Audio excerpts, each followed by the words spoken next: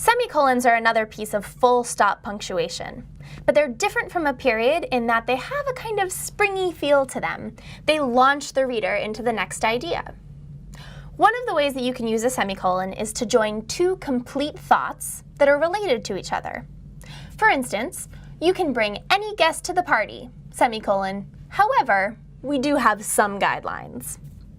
Often you'll see a word like however following a semicolon, but you don't need it. If you're joining two related ideas, it could also say, you can bring any guest to the party, semicolon, we do have some guidelines.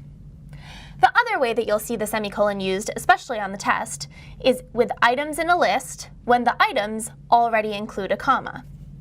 We will only admit guests from Dubuque, Iowa, semicolon, Seattle, Washington, semicolon, and Tallahassee, Florida.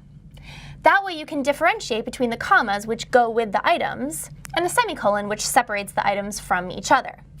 Either way, the semicolon gives you that little extra bounce that you need to launch the reader into the new idea.